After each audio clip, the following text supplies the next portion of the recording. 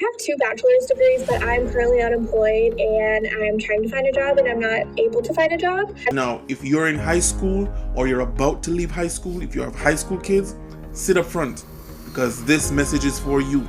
I'm sorry, but Bart is the only one who's responding to me. So what am I supposed to do? And I'm looking down at these and I'm looking at them and I'm kind of wondering. I'm like, what was this for again? There are a lot of useless degrees that many of these liberal institutions are force feeding on their students and confuse students who don't know what they want to pursue. 3 years ago, when I was asked this question, what degree gives you the highest chance of success in a career? Number 1 would have been engineering, number 2 engineering, number 3 engineering. And as usual, guys, this one is going to be a good one. See you on the other side.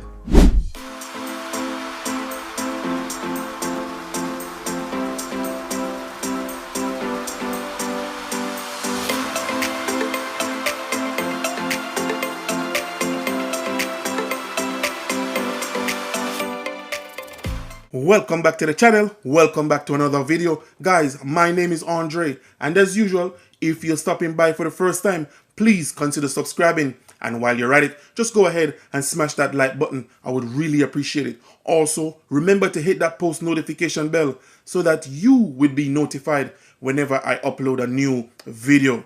Well guys, as usual, I'll be reviewing these videos. I'll be giving you my opinion on what I think they should have done, or what I would have done had I been in their situation. And now, without further delay, let's get right into it. Anyone explain to me how I have 2 degrees? I have 2 degrees. Oh, and a certificate. A little extra, right? I have a certificate. May not be a master's, but it's something extra, along with the 2 degrees, I'm trying to apply for jobs right now, and the thing is that the only person I have responding to me is a man from a tech company saying, hey, you want to answer some customer service problems? You want to answer some customer service calls? No, Bart, I don't want to answer your calls. No offense, but I'm a little more qualified than just to be sitting around answering your customer service calls, Bart, okay? I'm sorry, but Bart is the only one who's responding to me. So what am I supposed to do? And I'm looking down at these and I'm looking at them and I'm kind of wondering. I'm like, what was this for again? Oh, I don't know. Hi, I would like to respond to the pretty lady with the 2 degrees. I also have 2 degrees, and this one's my master's, and this is my bachelor's. So basically, if you ain't got experience, they don't give a fuck, girl. They don't give a fuck. But you say, well, how am I supposed to get experience if you don't hire me? They don't care, okay? So Bart, Bob, whatever, don't take that job, girl. But it's a never-ending cycle. So these here that you worked very hard for are virtually useless. So I'm sorry. I mean, you feel smart as hell looking at your degrees, but I did the same thing you did, where you look at these and it's like, well, why did I waste those years when I could have been getting experience? Because now it's biting me in the ass. It happens. I work in retail making basically minimum wage, and I have 2 bachelor's degrees, and everybody's like, why in the world do you work retail? Everybody's trying to give me all of this life advice, telling me to go into healthcare, telling me to go into tech, yada, yada, yada. And everybody's like, why in the world do you have 2 degrees and you're not using them? What are your degrees? Like, what's the story there? This is the story of my 2 bachelor degrees that I have that I am currently not really using. I graduated high school in 2014, and when I was in high school, the high school I went to, like, more than 80% of our graduating class went to a 4-year university afterwards, so it was very much pushed to go to college after you graduated. Nobody in my family had ever gone to college before. I was the first one to even graduate high school, so it was like a big deal for me to go to college, and I was super excited. I switched my major so many times, which is a big play in this. Junior year rolls around, I've taken all my gen ed classes, and it's really time for me to figure out what my major is like actually going to be. And at that point, I had taken a lot of anthropology, history, and sociology classes because those were the classes that I just really enjoyed and had some professors that I really enjoyed. So I had already had a lot of credits towards those three. So I decided to go with sociology as my major, and I minored in history and anthropology. And I mainly decided that just because I wanted to graduate on time. Like at this point, if I chose a major that wasn't sociology, I was not going to graduate on time, and I was going to have to continue going to school for at least another year and take out even more loans. And I just wanted to be like done with school at this point. I loved the classes that I took and everything that I learned, but I knew the career path wasn't necessarily for me. But at this point, I just wanted to graduate. I graduated with a degree in sociology, and I minored in anthropology and history. I didn't have the opportunity to do an internship or any sort of research while I was getting my degree. I had to work a paying job while I was in school, and there were no like paid opportunities for me. So I wasn't able to get any sort of experience in the field anyways. At that point, I had gotten a better retail job. I was making like double minimum wage in North Carolina. I was doing well, like my own apartment. I was living with my boyfriend. I had a decently paying job for North Carolina standards in retail. So I was doing like okay. So I was like, let me just take a break. Like I've been in school for a million years. Let me just take a break and chill for a sec and figure out what I want to do. No, hold up. Let's work this one out together.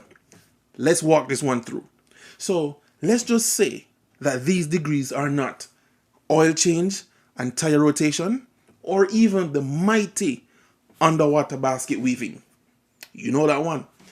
Now let's just say those are not the degrees. If those are not the degrees, then guys, a lot of us are in trouble, because even until today, the numbers are showing that a person who holds a degree has a much higher chance of getting a great job, better pay, and have a better career. So what about those who do not have a degree? It's looking bad for those of us who doesn't have a degree. And keep in mind, we already said that these degrees are good degrees. Not the underwater basket weaving, and definitely not the oil change and tire rotation. But let me also add that based on what I'm seeing, I think there's a huge shift in the job market since the pandemic. I think that there has been a huge shift when it comes to applying for jobs, when it comes to being qualified for jobs, and also what employers are looking for. So again, guys, just let me know what you're seeing, because these young ladies are finding it very difficult to acquire a job at this point. No, guys, I also want you to keep in mind that they are not the only ones finding it difficult to acquire a job, even though they got a degree. And also, I could just imagine what a person without a degree is facing in this competitive market for talent. So please, guys, let me know in the chat, let me know in the comment section what you're seeing in your city, what you're seeing in your town, what you're seeing in your country. I'm literally having like a midlife crisis. Like all these jobs I hear are paying $23, $24, $25 an hour, and I'm not trying to sound ungrateful, but like that's just not enough money. Like I cannot survive. I cannot live. I have kids. Like I cannot use $23, $24, $25 an hour and make a living. Okay, like it's not enough money. It's simply not enough money. It's just not. And it's like, did I go back to school and get a bachelor's degree for what? What did I get a bachelor's degree for? To make $23, $24, $25 an hour? For what? So a lot of people are talking about college being a scam, and as someone who's been in higher education for a very long time and who also has worked in higher education, I'm here to say that let's call a spade a spade. It is a scam if you allow it to be a scam for you. There are a lot of useless degrees that many of these liberal institutions are force feeding on their students, and confused students who don't know what they want to pursue. They're force feeding these degrees, like degree in liberal arts, degree in humanities, degree in art history. What is somebody who graduates with these degrees going to do for work? Let's be honest here. Is that a lot of these people are graduating with such degrees, and then they're realizing that they can't do anything for work because they can't utilize that degree anywhere. People are going back to college yet again because the initial degree didn't work out for them. And it's like, you have to do the research. In 2024, it's not about what you love doing or what you're passionate about, like music, art, like none of these things are going to warrant you a successful financial future. Do you think someone with a nursing degree or someone with an engineering degree is going to sit here and say that college was a scam to them? No, because they're freaking making bank. So make sure you do your research, and it's not about what you're passionate about. It's what you could sustain in the long run financially. What is going to be the most lucrative field for you in the area that you live in the state that you live in? Like, what do you see yourself for in the future? You have to ask yourself these questions and not allow these college institutions to brainwash you and scam you and indoctrinate you into their programs. And always remember this, college is going to be a scam for you only if you allow it. If 3 years ago, when I was asked this question, what degree gives you the highest chance of success in a career? Number one would have been engineering, number two, engineering, number three, engineering. And generally, it's the graduating cohort of engineers, and about a third of those classes go on to take their ideas, turn them into patents, turn them into businesses. But I've changed my mind in the last 2 years, and I'll tell you why, Evan. Since the pandemic hit, the number one demand I have for my companies are people that can take the concept of the business and tell a story about it. Produce a video, do really rich photography, build out 59-second, 39-second, 29-second videos, 14-second videos to plaster all over social media to sell product direct to customer. So if you're a graduate from the arts, or you're a writer, or you're a photographer, or an editor, or videographer, all of a sudden I'm paying you $150,000. And I would have thought I could have hired you for nothing because you were a starving artist. Yes, I know. I threw you a curveball with Kevin. And I did it intentionally because I just want us to think. I just want us to have a conversation about the ever-changing world that we're living in. Now, let me address the girl first before I address Kevin. She's basically addressing the fact that college is a scam only if you're in college doing the underwater basket weaving degree, or if you're doing the oil change and tire rotation degree. No, guys, listen, if you're doing those degrees, you're not going to get any employment. Let's just face the fact. Yes, it will look nice on your bedroom wall, and yes, you'll get bragging rights to it, but that's about it. You will not be getting any income from such degrees. So if you're doing that in school, yes, it's a scam. No, if you're not doing any of the two in school, definitely it's an investment. Now, you have a better understanding of what a great degree or a good degree or a degree where you'll be marketable. And I don't have to address that. No, when it comes to what Kevin is saying, it makes sense, guys. If you break it down slowly, it makes sense. Because we're living in a time now where we have people making money from podcasts, people making money from TikTok shop, people making money from YouTube, and the list goes on and on. So maybe this is a comeback for the arts. The same arts that we have been laughing at for the past 4 or 5 years. So maybe this is a comeback. But again, guys, it makes sense. So please, guys, as you're getting ready to go off to college, please keep this in mind, that whatever you do in college is going to affect you in some way or another. Or if you're not planning to go to college, it's going to affect you in some way or another. But remember that this is one of your most important decisions that you will be making. So please keep this in mind and choose wisely. Now, hold on, guys. Let us stop for a quick second. Now, if you've made it this far in this video, please go ahead and give this video a thumbs up. Also, if you've not yet subscribed to my channel, please go ahead and subscribe. Now, guys, thank you for your like and thank you for your subscription. Let's get back to the video. At the end of each and every one of my videos, I try to put together something special for you. I want to add value to you, or something that you could just simply take away from. So these clips that I'm about to show you, these guys needs no introduction. So let's run these clips and then we talk about it at the end. Sad and frustrated. Those are the words of one CNN staffer amid the bombshell report that the network is cutting hundreds of jobs and will axe top stars. Executives are set to unleash a fury of layoffs following CNN's abysmal election day ratings. The network clocked in at just 5.1 million viewers, lagging behind competitors like MSNBC and Fox News. The presidential election has shined a spotlight on the decline of mainstream media, especially cable news. The layoffs come after veteran journalist Chris Wallace announced his departure from the network, taking leadership there by surprise. Rumors have been swirling for weeks that senior stars like Wolf Blitzer and Jake Tapper have been denied raises. Oh, it's so sad. I am going to be more sympathetic because it is unknown which on-air talent will be given the boot. But the highest paid stars reportedly include Anderson Cooper. Maybe I'm less sympathetic about this, $20 million per year, allegedly. Aaron Burnett, $6 million, and rising star Caitlin Collins at $3 million. The man behind the layoffs, Chief Executive Mark Thompson, aims to carry out a digital news first vision. The media exec also cut 100 jobs back in July, which was roughly 3% of CNN's workforce. Ex-users went wild. Conservative account Wall Street Silver posted, quote, "Maybe the new owners will figure out that lying nonstop to your audience is a lousy business model."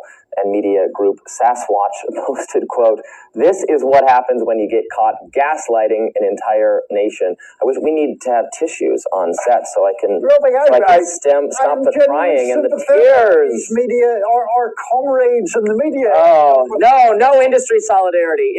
I'm a class traitor. I hate the people in our profession. At redundancies coming down the pike. I mean, which may hit people who are not on $20 million a year, and those are the ones I have sympathy for. Let me make a case of a kind for CNN here, which is that I don't really think the problem is the one that was outlined in those tweets. The problem is there is a cultural shift going on where people are not watching linear television so much anymore. They're coming to fantastic shows like Rising, but there is also a broader just cord cutting and all of that.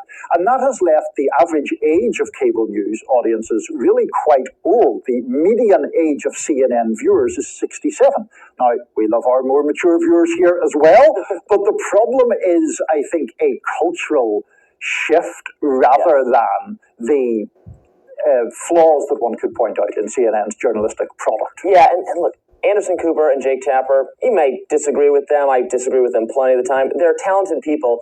Are they $20 million talent? It's difficult to make money when you're paying someone $20 million is just the honest to God truth of it. Now, no, they're big stars and people watch for their names, so I get it. You're right that I think it would be a shame to have all the littler people who are doing a lot of hard work for those shows, the behind the scenes work, the reporting. You cut those positions, you hollow out those positions, and then you keep your stars, but then you don't have as much real journalism going on. You don't have any meat for them to dig into, whether it's, in time to kind of save the business model because of the reasons you point out, that we're transitioning to online, to streaming, to social media. There's also just something going on where I think media brands have lost trust in a way that individuals have not. The rise of Substack, the rise of independent journalists / content creators. It's not attached to a brand like CNN. It used to be, it's CNN. We're just going to watch CNN. Now it's individuals, and individuals often don't need a brand, a CNN, in order to thrive in this new ecosystem. Thousands of Boeing employees waiting to see if they still have a job. Today was the first of 3 days of layoff announcements for the company. Car 7's Brandon Thompson joining us live now at the Renton facility. Brandon, how are workers feeling about this? How are they doing there? Well, it's not just rain clouds hanging over workers here at the Renton facility, but clouds of uncertainty as well. These layoffs bringing mixed emotions as workers tell me they're trying to stay optimistic, trying to be realistic, all while trying to be prepared for the next steps that may come. I got to tell you, it was really stressful. It's a waiting game at Boeing that no one wanted to play. Well, I have a 12-year career here. I'd love to finish it. But being in the vulnerable position that I'm in, then, it's something that is going to take a setback for sure. Workers preparing for 17,000 layoffs across the company. Boeing not saying exactly how many are in Washington. We learned from the union the machinists that were on strike are not a part of these cutdowns, but the union representing engineers are bracing for that.